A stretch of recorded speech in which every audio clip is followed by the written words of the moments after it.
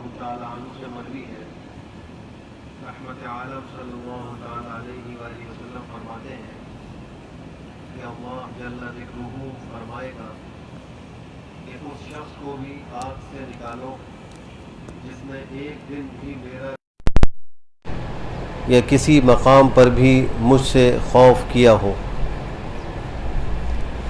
اس حدیث شریف میں دو چیزوں کی فضیلت بیان کی گئی، ایک اللہ سبحانہ و تعالیٰ کے ذکر کی اور دوسرے اللہ کے آگے ڈرنے، خوف و خشیت کی۔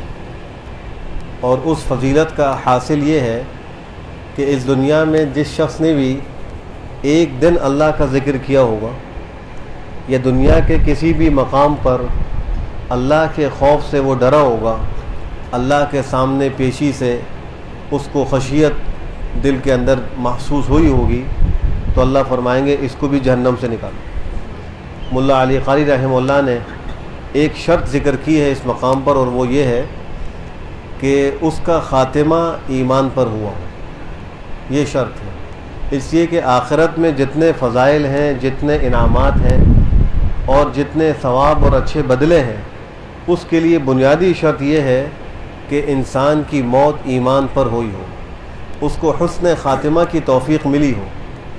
اگر خدا نہ خواستہ خاتمہ خراب ہوا تو دنیا کے سارے اعمال اکارت اور بیکار ہو جائیں گے۔ اللہ نے انسان کو دو چیزوں سے بنایا ہے، یوں کہیے کہ دو چیزوں کا مرکب ہے، ایک انسان کا جسم ہے، ایک اس کی روح ہے۔ جسم اور روح سے انسان مرکب ہے۔ جسم جو ہے وہ مٹی سے پیدا ہوا ہے، اس کے اجزائے عناصر جو ہے یا عناصر اربعہ جنہیں کہا جاتا ہے وہ آگ، پانی، مٹی اور ہوا ہے۔ اور جو روح ہے وہ اللہ کے حکم سے آئی ہے۔ وَيَسْأَلُونَكَ عَنِ الرُّوحِ قُلِ الرُّوحُ مِنْ أَمْرِ رَبِّي، یہ پروردگار کا امر ہے۔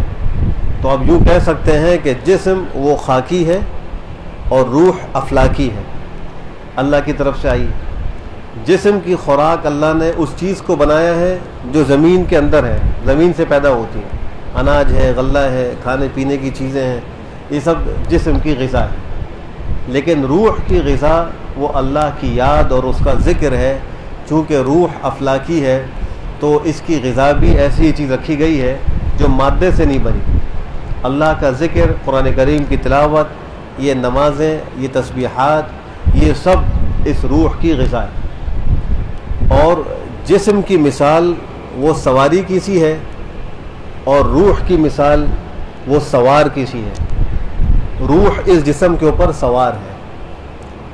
اگر سوار مضبوط ہوگا تو وہ سواری کو منزل مقصود تک پہنچا دے گا۔ روح اگر ہماری مضبوط ہوگی تو ہمارا جسم یہ کامیابی تک ضرور پہنچے گا، اور روح کمزور ہوگی تو جسم بھی کمزور ہوگا۔ اگر سوار اور ڈرائیور کمزور ہو، گاڑی کتنی اچھی کیوں نہ ہو، تو اس سے فائدہ اٹھانا مشکل ہے، منزل مقصود پر پہنچنا بھی مشکل ہے۔ اب روح کی تقویت اس کی غذا سے، ذکر کا ناغہ، روح کا فاقہ۔ اگر ذکر کا ناغہ ہو جائے تو یہ روح کا فاقہ ہے۔ جیسے اگر کھانا نہ کھائیں ایک وقت تو جسم کا فاقہ ہوتا ہے، تو روح کا فاقہ وہ اللہ کے ذکر کو چھوڑنا ہے، اس کا ناغہ ہے۔ لکھا ہے کہ حضرت سلیمان علیہ السلام، جن کو اللہ نے نبوت سے بھی سرفراز فرمایا تھا اور ساری دنیا کی بادشاہت بھی عطا فرمائی تھی، ان کو اللہ نے ایک بہت بڑا تخت دیا تھا، اور وہ تخت ہوا کے اوپر اڑتا تھا۔ ہوا کو حکم دیتے وہ تخت کو اڑاتی تھی، اور اس تخت پر ان کے جو درباری ہوتے تھے ان کی بھی نشستیں ہوتی تھیں۔ حضرت سلیمان علیہ السلام کی نشست بھی ہوتی تھی اور ہوا ان کو لے کے جاتی تھی۔ قرآن کریم نے اس تخت کی جو مسافت ہے اور سفر کی کیفیت ہے اس کو بھی ذکر کیا ہے۔ وَلِسُلَيْمَانَ الرِّيحُ غُدُوُّهَا شَهْرٌ وَرَوَاحُهَا شَهْرٌ، کہ وہ ایک صبح کے وقت میں ایک مہینے کی مسافت طے کرتا تھا، ایک شام کے وقت میں ایک مہینے کی مسافت طے کرتا تھا۔ ایسا شاندار وہ تخت تھا، اور اس تخت پہ جب حضرت سلیمان علیہ السلام سوار ہوتے تھے تو ان کا سر عاجزی سے جھکا ہوا ہوتا تھا، اللہ کی یاد میں مستغرق ہوتے تھے، کوئی بڑائی دل میں نہیں ہوتی تھی۔ اللہ کے نبی ہیں، بڑائی کا کوئی سوال ہی پیدا نہیں ہوتا۔ تو اس تخت پر بیٹھ کر سر جھکا کے اللہ کو یاد کرتے ہوئے وہ جایا کرتے تھے۔ ایک دفعہ تخت اٹھتا ہوا جا رہا تھا، ایک شخص نے جو زمین پر تھا اس تخت کو دیکھا، شان و شوکت کو دیکھا. اس تخت کے اوپر فرشتے اور پرندے اپنے پروں سے سایہ کرتے تھے. کیا شاندار وہ سواری ہوگی کہ اس کا سایہ فرشتوں کے پروں سے ہو، پرندوں کے پروں سے ہو.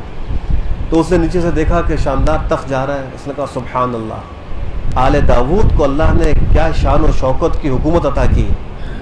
یہ جملہ اس کے منہ سے نکل گیا. جب یہ جملہ اوپر پہنچا اللہ کی طرف سے ان تک پہنچا دیا گیا. انہوں نے فوراً ہوا کو حکم دیا میرا تخت اتارو. تخت اتارا، اس آدمی کو بلوایا اور کہا تم نے کیا کہا تھا؟ اس نے کہا کہ میں نے یہ اور یہ کہا تھا. تو انہوں نے فرمایا تم نے جو ایک سبحان اللہ کہا ہے وہ آل داود کی اس شان و شوکت سے کئی گنا زیادہ بہتر ہے. یہ اللہ کے ذکر کا مقام ہے کہ ایک سبحان اللہ تخت سلیمانی سے بھی اعلیٰ اور عرفہ مقام رکھتا ہے باعتبار ثواب اور بدلے کے. اللہ کی یاد ایسی چیز ہے، اس لیے کوشش کر کے کچھ وقت خلوت کا نکال کے اللہ کو یاد کیا جائے. قرآن کریم کا بھی حکم ہے کہ ایمان والو اذکروا اللہ ذکرا کثیرا، اللہ کو بہت زیادہ یاد کرو. اور ایک جگہ فرمایا اللہ کی یاد کثرت سے کرو تاکہ تم کامیاب ہو جاؤ. لعلکم تفلحون، یہ اس لیے فرمایا کہ انسان کو اللہ کی یاد سے کامیابی ملے گی. تو ایک وقت نکالیے خلوت کا، ذکر لا الہ الا اللہ ہے.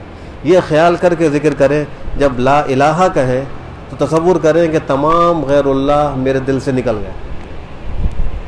سب غیر اللہ دل سے، لا الہ سب کی نفی ہو گئی. اس لیے اس کا معنی یہ ہے نہیں ہے کوئی معبود.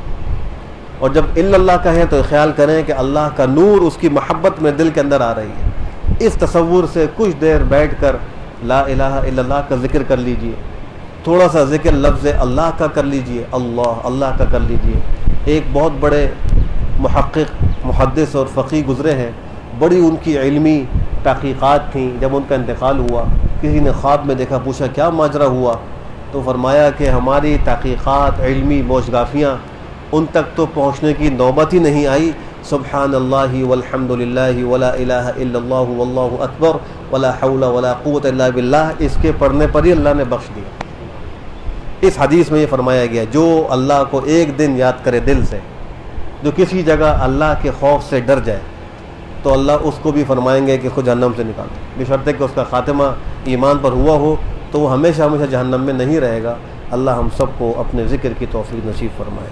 الحمدللہ رب العالمین.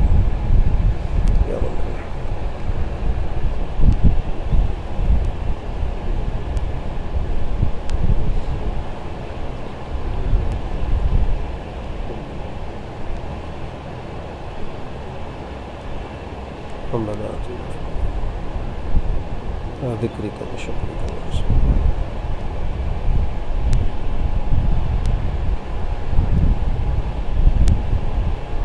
برحمتک یا ارحم الراحمین.